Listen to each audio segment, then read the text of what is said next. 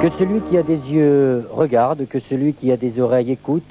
C'est un des éléments de la philosophie de ces trois jeunes gens qui sont à côté de moi et qui, en 1985, ont commencé à réfléchir sur le prolongement que l'on pourrait donner à la Déclaration des droits de l'homme et du citoyen de 1789, un prolongement par une Déclaration universelle de la jeunesse. Ces trois garçons s'appellent Richard Senghor, Jean-Michel Blanquer et François Baroin. Pendant 3 ans, pendant 4 ans, ils ont travaillé, ils ont réussi à réunir des jeunes venus de tous les continents. Et Jean-Michel, ça n'a pas dû être très facile à organiser tout cela. Non, ça n'a pas été facile, mais finalement, il y a eu une grande mobilisation de ces jeunes autour de cette idée. Et donc, les choses se sont faites un peu d'elles-mêmes, même si on a un peu aidé. Alors, vous avez trouvé des jeunes qui appartiennent à tous les milieux sociaux, toutes les catégories politiques? Tout à fait, et puis surtout de toutes les zones géographiques, et c'était ça qui était important parce qu'il y avait une grande diversité culturelle présente au moment où on a rédigé cette déclaration. Oui, on s'aperçoit que la déclaration de 48, qui a prolongé celle de 89, a quelques manques, si je puis dire, par rapport aux nécessités d'aujourd'hui, et surtout par rapport aux problèmes entre le Nord et le Sud. Les demandes ne sont pas les mêmes. Tout à fait, et puis on s'aperçoit que les droits de l'homme, c'est toujours quelque chose en marche, qu'il faut toujours réaffirmer des choses nouvelles par rapport aux évolutions de l'homme, et notamment en ce moment avec les évolutions scientifiques. Et nous nous sommes dit qu'il fallait adapter les droits et aussi les devoirs de l'homme à ces réalités nouvelles. Alors cette déclaration, ce sera un vœu pieux de plus, ou est-ce que vous allez essayer de lui donner un prolongement dans les actes par les États? Alors justement, il y a deux manières de lui donner un rôle mieux que ce que vous dites. Le premier rôle, c'est d'essayer d'influencer les États justement pour intégrer dans le droit national et international les éléments de cette déclaration qui va être lue tout à l'heure. Et puis aussi agir, faire que la société civile agisse en fonction des principes qui sont affirmés dans cette déclaration. Et pour ça, donc, nous avons des comités dans 80 pays maintenant, qui vont monter des opérations, je pense en particulier à des opérations d'éducation populaire, d'éducation aux droits de l'homme, qui se feront dans une espèce de communication universelle qui est bien significative de ce qu'on peut faire aujourd'hui quand on veut agir pour les droits de l'homme à l'échelle de la planète. Et en France, que comptez-vous faire, puisqu'il y a aussi des problèmes de droits de l'homme? Tout à fait. Alors en France, justement, l'éducation va être un des aspects de notre action future, de même que l'influence sur les pouvoirs publics pour arranger les choses. Et nous voulons montrer que le défi du savoir est le principal défi de demain. D'une part parce qu'il faut adapter l'homme à la société technologique de demain, et ensuite parce qu'il faut que la société soit homogène et qu'il ne faut plus qu'il y ait un quart-monde, une société qui soit exclue pour des raisons encore plus culturelles que matérielles, et donc faire qu'il y ait des lieux du savoir où les gens se rencontrent pour échanger du savoir et des connaissances, et pour relever le défi de la tolérance aussi. Oui, c'est vrai que lorsque l'on va en reportage dans des pays sous-développés, comme nous le faisons souvent à Résistance, on s'aperçoit lorsqu'on interroge les jeunes que leur première requête, leur première demande, c'est avant tout celle du savoir et de la connaissance. C'est là que tout commence. Nous allons maintenant écouter des membres d'AD 89 qui, les uns et les autres, vont nous lire quelques extraits de cette déclaration universelle de la jeunesse, quelques extraits des 19 articles. Que celui qui a des yeux regarde, que celui qui a des oreilles écoute. Nous, jeunes des 4 coins de la planète, réunis en convention par notre seule volonté, sans autre légitimité que le désir ardent d'être activement des citoyens du monde, proclamons les droits et devoirs suivants. Tous les êtres sont universellement égaux et particulièrement différents. Le fondement du pouvoir au sein de l'État réside dans l'assentiment de toute sa population. Les individus, les institutions et les associations ont pour devoir de veiller à ce qu'il ne soit pas porté atteinte aux droits fondamentaux des êtres humains.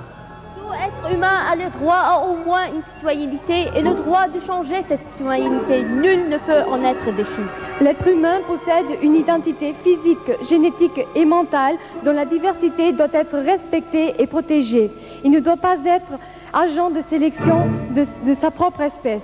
Aucune intervention ni expérimentation sur l'être humain ne peut en elle-même être source de profit. Tout individu a le devoir de conserver l'environnement en faveur des générations présentes et futures, en particulier par l'utilisation responsable des ressources naturelles. L'espace extra-atmosphérique et tous les corps célestes doivent... L'espace extra-atmosphérique et tous les corps célestes... Passez, je sais pas.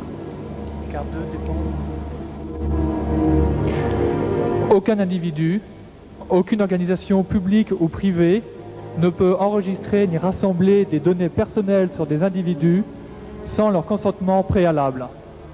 Le droit à la liberté d'expression et de communication exige l'accès garanti aux moyens culturels et techniques pour chaque être humain. doivent être préservées en toutes circonstances et de manière permanente l'intégrité physique et psychologique des femmes et la libre disposition de leur corps. Tous les enfants ont le droit à une protection suffisante, quelle que soit leur affiliation. Les enfants ont droit à être représentés et défendus devant la justice. Toute personne a droit à une assistance adéquate en cas de chômage, de maladie, d'invalidité. Nul ne doit subir de discrimination liée à une maladie. Toute personne a un droit égal à rechercher un travail, à l'obtenir et à le conserver dans la dignité. Les handicapés ont droit à l'égalité des chances, à la dignité, à la citoyenneté et à la reconnaissance de l'égalité d'accès à tous les domaines de la vie sociale. La torture et la peine de mort sont incompatibles avec le droit de l'être humain. Les organisations non gouvernementales doivent avoir le moyen de vérifier que les États agissent conformément aux principes précédents. La définition du développement. Le développement contribue à l'établissement de la démocratie. Tout pays a le droit de déterminer librement sa politique économique en accord avec les caractéristiques de sa société. Toute personne craignant des persécutions de toute nature du fait de ses opinions ou de son appartenance à un groupe social a droit à un territoire d'accueil. Tous les États ont l'obligation de prévenir et d'empêcher tout conflit armé. Toute tentative et d'extermination et de destruction du patrimoine culturel d'une communauté ethnique, culturelle ou religieuse est un crime contre l'humanité. Tout peuple dominé a droit à une reconnaissance officielle ainsi qu'à la libre détermination de son statut politique.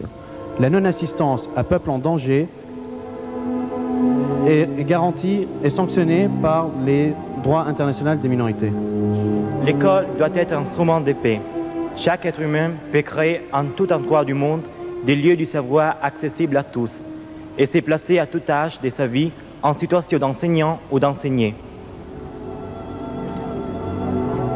Le récit des libertés aux mille couleurs, aux mille physionomies, avec même de l'émotion de la part de certains de ces acteurs.